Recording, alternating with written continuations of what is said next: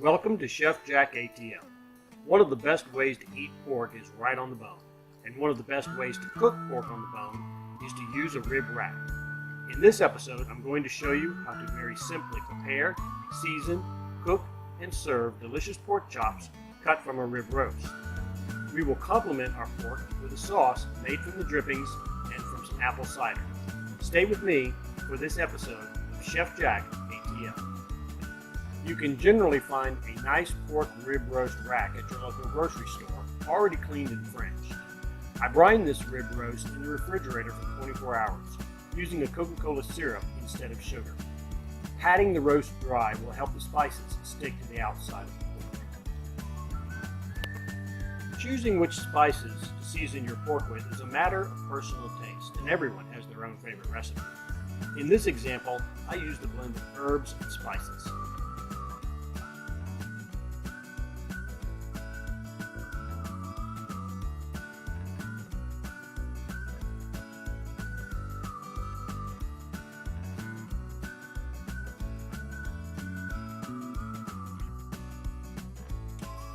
While adding spices to the mix, I got some inspiration and decided to add some dried orange peel and some granulated honey that wasn't in the original ingredients list.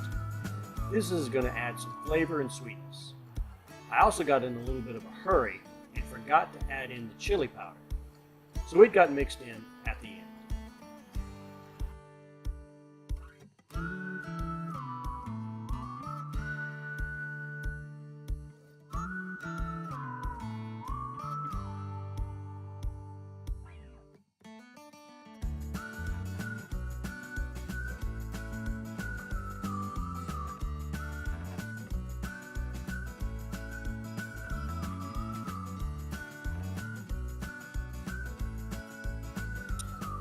While it is cooking, our roast is going to let off a good bit of fat and juice. We're going to put some aromatic vegetables at the bottom of the pan we cook the pork in to provide both flavorful bedding for the pork and also to mix and mingle with the juices that will form the basis of our sauce. Because the vegetables are going in the bottom of the pan and they're going to be strained out later, no super fancy technique is needed while chopping. Rough cuts on these ingredients is perfectly okay.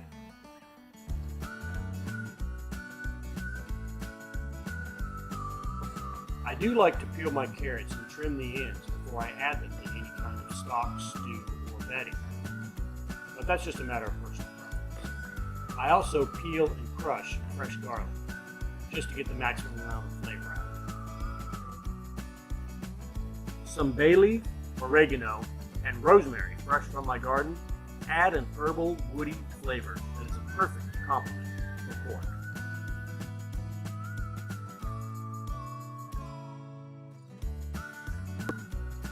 A thin layer of olive oil rubbed over the roast will add flavor, help the herbs stick to the meat, and help the meat cook more evenly.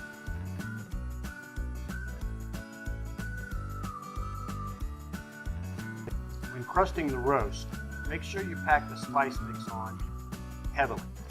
You want as much contact with the meat and the spice as possible.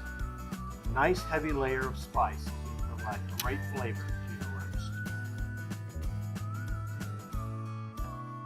If the roast is still cold from the refrigerator, it's okay to leave it on the counter for 30 minutes to an hour and allow the meat to both relax and come up in room temperature. This will enable it to cook more evenly. Even a roast like this won't give off too much fat and liquid, but you do want to make sure you use a pan deep enough to catch the drippings. We're going to cook in two stages. In the first stage, preheat your oven to 500 degrees. Using a probe thermometer can help you keep track of the internal temperature of your roast. We want this thermometer to let us know if the temperature goes over 156 degrees.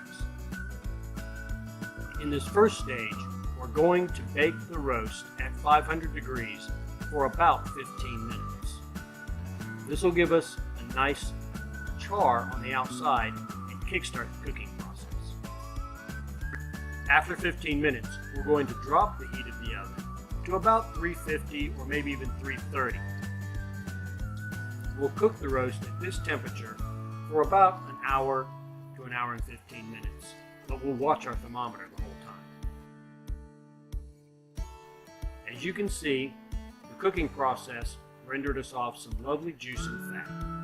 500 degrees sear gave us a nice cooked outside to the steak, and then dropping the temperature allowed us to cook it all the way through while keeping it nice and moist. We poured off the drippings and strained off any excess vegetables. We're going to put this in a pan and whisk it together with some apple cider and a little cornstarch to make our sauce. After the meat has rested, you're going to cut it into individual chops. This may be a little intimidating at first, but just use your knife and follow the ribs down through the roast for nice, thick chops. As we can see, the meat is cooked thoroughly and is still very moist.